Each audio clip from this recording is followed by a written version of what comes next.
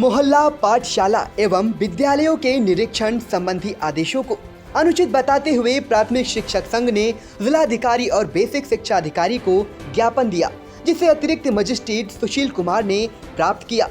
संगठन ने मोहल्ला पाठशाला को शिक्षिकाओं के लिए असुरक्षित बताते हुए कहा कि जिन स्थानों पर मोहल्ला पाठशाला लगाई जा रही है वहां न तो साफ सफाई है और न ही कोविड-19 का पालन हो रहा है, उल्टे निरीक्षण में अनुपस्थिति दर्ज करते हुए कार्रवाई की जा रही है, जो गलत है।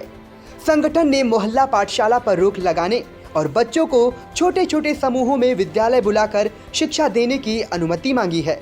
साथ ही सीडीओ द्वारा विद्यालय निरीक्षण के संबंध में जारी आदेश को शिक्षक सम्मान के विपरीत एवं मनोबल गिराने वाला करार देते हुए केवल शिक्षक समाज को ही इसके दायरे में लाने पर सवाल उठाया है और मांग की है कि ऑपरेशन कायाकल्प के तहत जो कार्य कराए जाने का मानक है, निरीक्षण में उन सभी पैरामीटर की भी जांच कराई जाए और जवाबदेही तय की जाए। इसके अलावा संगठन ने ऑनलाइन अवकाश व्यवस्था पर भी सवाल उठाया है। ज्ञापन जिला अध्यक्ष रविंद्र कुमार दीक्षित ने सौंपा। इस दौरान नवीन श्रीवास्तव, पवन कुमार सिंह, अश्विनी सिंह, अमित त्रिपाठी, विजय शंकर, देवेंद्र सिंह, विनय गिहार, विवेक, पंडित चंद्रशेखर द्विवेदी, प्रदीप वर्मा तथा प्रदीप मिश्रा आदि शिक्षक मौजूद रहे।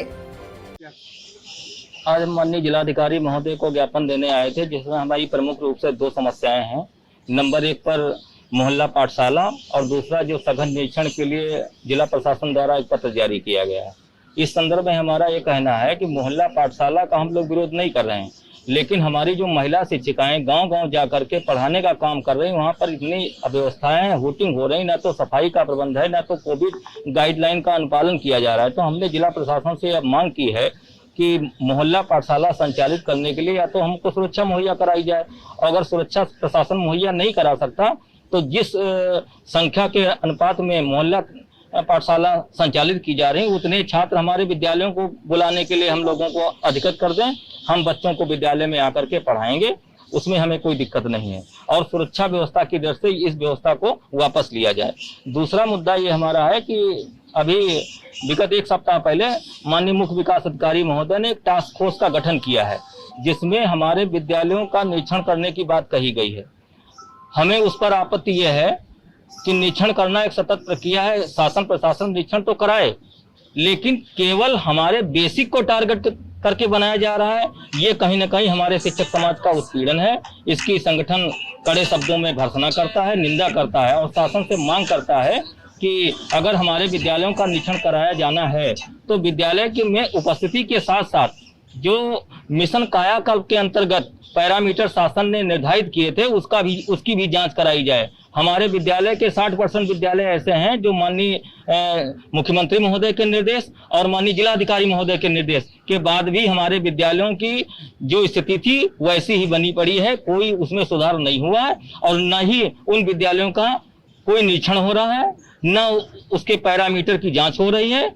और तीसरा मुद्दा हमारा इसमें है कि आकस्मिक अवकाश, जितने भी शासन प्रशासन के अधीन हमारे विभाग हैं, उसमें जहां पर जिला मुख्यालय पर चाहे डीएम कार्यालय ले लीजिए, चाहे आपका राजस्व परिषद ले लीजिए अथवा अन्य विभाग ले लीजिए, उसमें संसाधन भी मुहैया है, लैपटॉप भी है, टैबलेट भी है, मोबाइल भी है, नेटवर्क भी है। वहां ऑनलाइन आकस्मिक अवकाश की व्यवस्था नहीं है। हमारे जो दुर्गम क्षेत्र के विद्यालय हैं वहां आकस्मिक अवकाश है। दूसरा सवालिया निशान ये है कि 8 बजे के 9 बजे के बाद कोई भी पोर्टल पर हमारी आकस्मिक अवकाश एक्सेप्ट नहीं होता।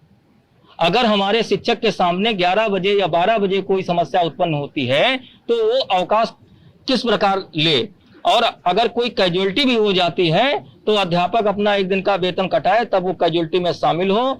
ये शासनादेश, ये शासन और प्रशासन की प्रक्रिया नितांत व्यवहारिक नहीं है।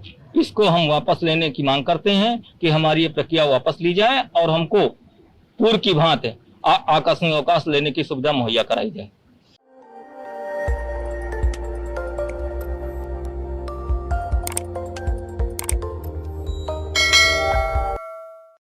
खबर आपकी, नजर हमारी। देखते रहिए आई इंडिया।